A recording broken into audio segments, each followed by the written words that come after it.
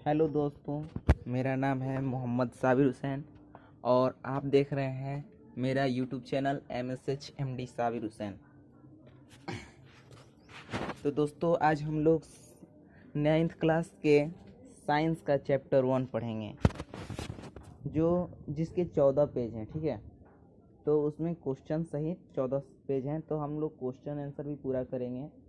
इसलिए मैं हर एक वीडियो में एक पेज का वीडियो बनाऊंगा, नहीं तो वीडियो बहुत लंबा हो जाएगा और मेरे पास इतना इंटरनेट नहीं रहता कि मैं एक बार में उतने बड़े वीडियो डाल सकता हूँ। ठीक है दोस्तों, तो वीडियो स्टार्ट करते हैं, नहीं तो वीडियो लंबा हो जाएगा। अध्याय 1 है हमारे आसपास के पदार्थ, जिसे हम लोग इंग्लिश में कहते हैं मैटर इन आवर सराउंडिंग।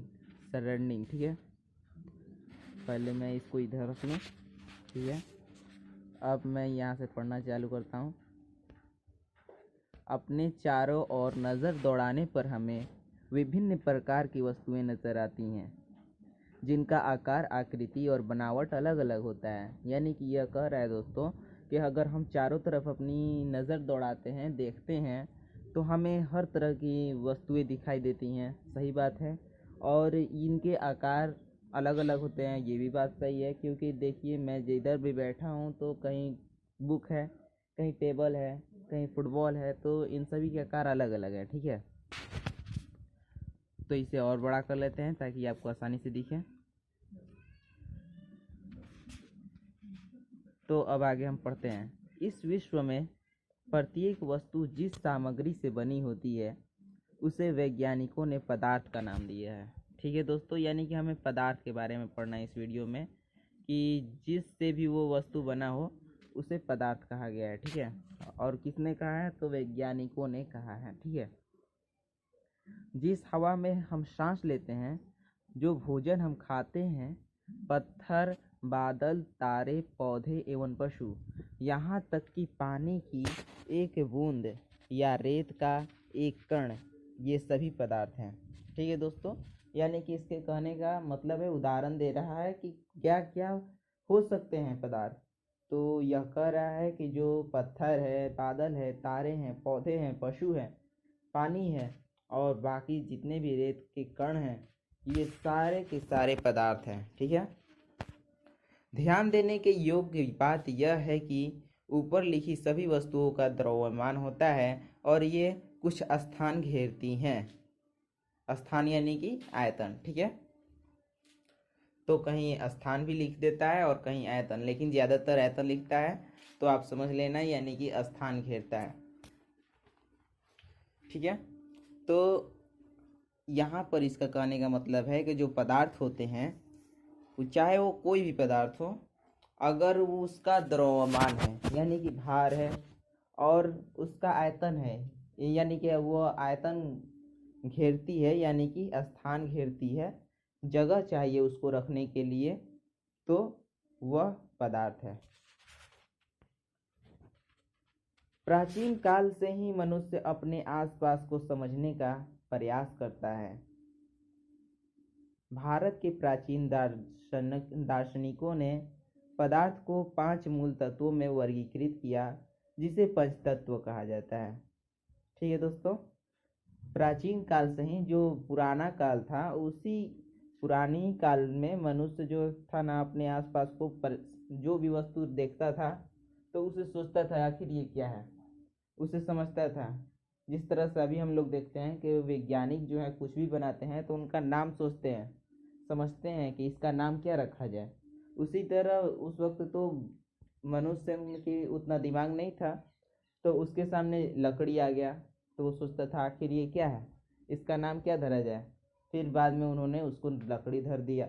पेड़ दिखा तो वो लोग सोचते रहे ये क्या है, इसका क्या नाम धरा जाए। ठीक है दोस्तों, तो कुछ इस प्रकार उन्होंने नाम धरने की कोशिश करते रह गए प्राचीन ही काल से। और उन्होंने क्या किया कि इससे 5 तत्व भी कहने लगे। ठीक है, क्योंकि जो पदार्थ है उसको उन्होंने 5 भागों में बांटा था। देख रहे हैं ना, 5 मूल तत्वों में वर्गीकृत किया, जिसे पंचतत्व कहा गया। ये पंचतत्व है, वायु, पृथ्वी, अग्नि, जल और आकाश। आप लोग शक्तिमान देखे होंगे दोस्तों। शक्तिमान जो भी देखा है उसको याद होगा कि शक्तिमान में 5 जादू थी, उसके पास 5 ताकत थी, और वह 5 तत्वों से बना हुआ था, पंचतत्व से, जिसमें वायु आता है, पृथ्वी यानी कि जमीन धरती आता है, अग्नि यानी कि आग आता है, जल यानी कि पानी, और आकाश यानी नभ गगन जो भी कह लीजिए। उसके अनुसार उन्हीं पंचतत्वों से सभी वस्तुएं बनी हैं, यानी कि जो भी वस्तुएं हैं वो इन्हीं 5 में से किसी न किसी से बनी हैं, चाहे वो सजीव हो या निर्जीव, यानी कि चाहे वो जिंदा यानी कि जीव हो या निर्जीव, यानी आप सभी जानते हैं जैसे वस्तुएं हो गई तो वो निर्जीव हो गई, या जैसे हम लोग हो गए, जानवर हो गए, वो सभी सजीव हैं। ठीक है। उस समय के यूनानी दार्शनिकों ने भी पदार्थ को इसी प्रकार वर्गीकृत किया, यानी कि अब जो यूनानी दार्शनिक थे उन्होंने भी सोचा कि मैं भी वर्गीकृत करूं पदार्थों को, बट उन्होंने भी इसी प्रकार वर्गीकृत किया पदार्थों को। ठीक है। यानी कि उन्होंने कुछ अलग नहीं बांटा, कुछ अलग नहीं सोचा समझा, बस इसी तरह का उन्होंने बांट दिया सेम। ठीक है। अब आते हैं आधुनिक। ठीक है। आधुनिक वैज्ञानिकों ने पदार्थ को भौतिक गुणधर्म एवं रासायनिक प्रकृति के आधार पर 2 प्रकार में वर्गीकृत किया। यानी कि जो अब के वैज्ञानिक हैं, आधुनिक यानी नए जमाने वाले, तो उन्होंने जो वैज्ञानिक हैं वो भौतिक गुणधर्म और रासायनिक प्रक्रिया, यानी कि भौतिक गुणधर्म यानी कि प्रकृति के द्वारा उन्हें क्या गुण मिला है, और अगर वो रिएक्शन करते हैं तो उनका क्या होता है, जो आंसर जो होता है, यानी उनका जो मेन पॉइंट होता आता है रासायनिक अभिक्रिया के बाद, तो उनका क्या होता है रासायनिक प्रकृति। इस आधार पर उन्होंने 2 भागों में बांटा। इस अध्याय में हम भौतिक गुणों के आधार पर पदार्थ के बारे में ज्ञान अर्जित करेंगे। पदार्थ के रासायनिक पहलुओं के आगे के अध्याय में पढ़ेंगे। ठीक है दोस्तों, यानी कि यह समझा रहा है, बता रहा है कि यह जो आप लोग अध्याय पढ़ रहे हैं इसमें केवल हम पदार्थों के भौतिक गुणों के आधार पर ज्ञान अर्जित करेंगे। ठीक है। यानी कि भौतिक गुण क्या क्या होते हैं पदार्थ के, उसमें ज्ञान हम लोग अर्जित करेंगे। ठीक है।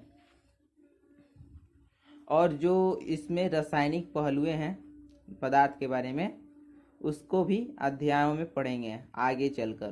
पहले हम भौतिक गुणों के बारे में पढ़ेंगे। तो ये कुछ नीचे दिया है दोस्तों, सोच रहा हूँ आप लोग को बता ही दूँ।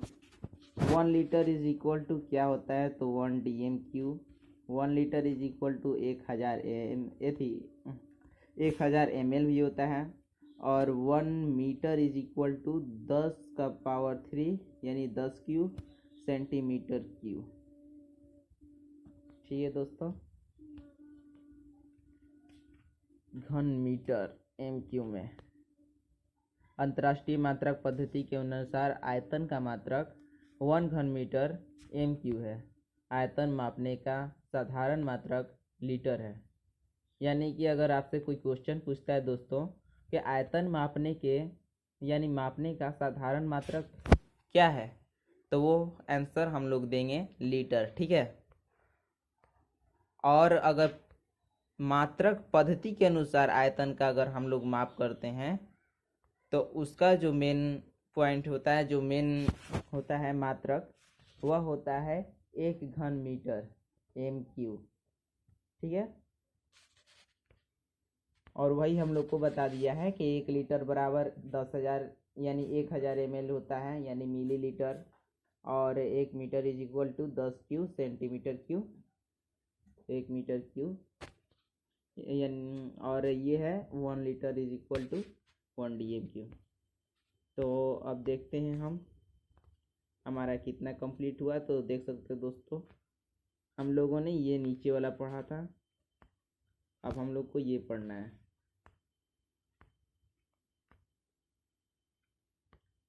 तो अब हम आते हैं पदार्थों के भौतिक स्वरूप, जो कि हम लोगों ने बात की थी कि पहले हम पदार्थ के भौतिक गुणों के बारे में पढ़ेंगे।